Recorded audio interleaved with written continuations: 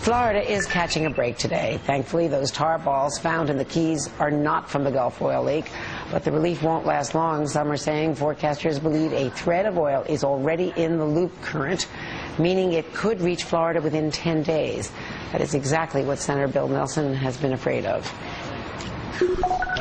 It is my worst nightmare is apparently becoming reality, because the consequences of this failure could be betting the store for my state.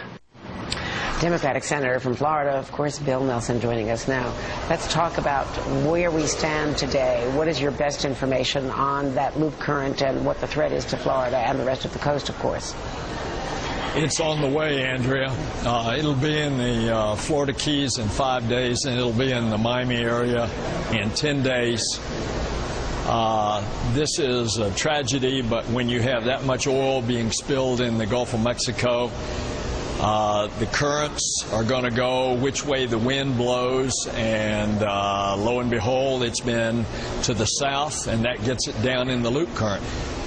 Pretty soon, the winds will shift. It'll start taking it north to all of those beautiful beaches along northwest Florida. People are just amazed. I mean, those of us, all of us who believe that scientists can cure things and technology exists for our benefit are just amazed that there is no plan, and the regulators have to bear responsibility for accepting, for granting these permits when it's clear that the oil company did not have a plan in place, not even a backup plan, a plan in place to deal with this kind of catastrophe. What are you going to do about it, you senators? Well, of course, you can now see why, as we are learning day by day new details, that there was this cozy relationship, that the regulators basically ceded to the oil companies to do what they wanted. And even yesterday, Secretary Salazar said that there are a few bad apples. Well, I think, and most of the employees are great people, the 1,700 people, but what they need to do is they need to bust up MMS into several component parts. That's the unit within the Interior Department that grants the permits. That's correct. And Secretary Salazar ought to grab that tree trunk and shake that apple tree and find the other bad apples that are there. Howard Dean was on earlier on the program, and Senator, he said that this was inherited from the Bush years of lax regulation. But a lot of these permits have been granted in the last year. With all the warnings, with the indictments, the convictions, the problems in Interior, doesn't this administration, this White House, this cabinet secretary have to bear responsibility for not walking in the door and saying, we're looking under the carpet, we're going to check what they're doing here, and we're not going to proceed with any more permits until we find out how the regulations are being impacted? Absolutely.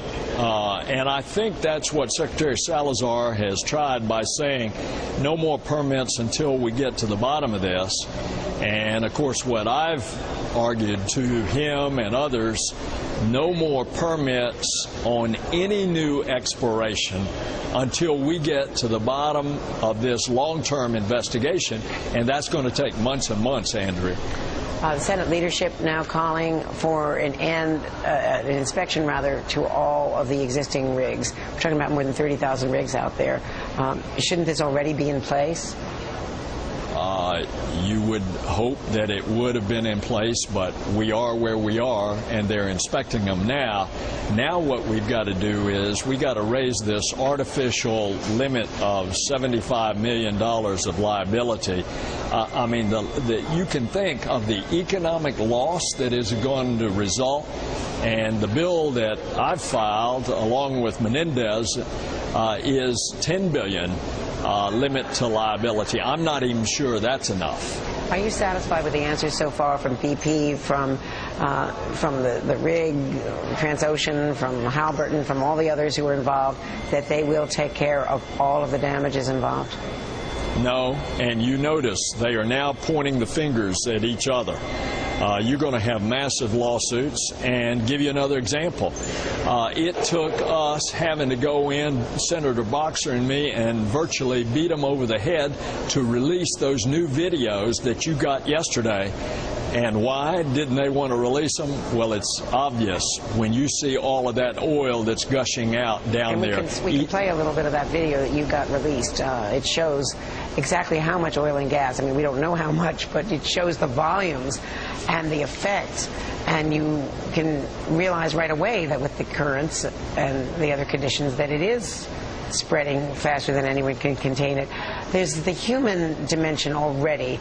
Congressman Powell at today's hearings talked about the impact on the people down there who are trying to fish for a living. Let's watch. The economic, psychological, and mental impacts of the people in the region has been devastating. I have heard from fishermen who are even contemplating suicide. Are you satisfied so far with the administration's response, Senator? Until we get to the bottom of this, I'm not satisfied, but I know Secretary Salazar to be a good man, and I know he's doing everything that he can. Senator Bill Nelson, thanks very much. Thanks for everything you're doing on this from Florida. Thanks, Andrew. And up next.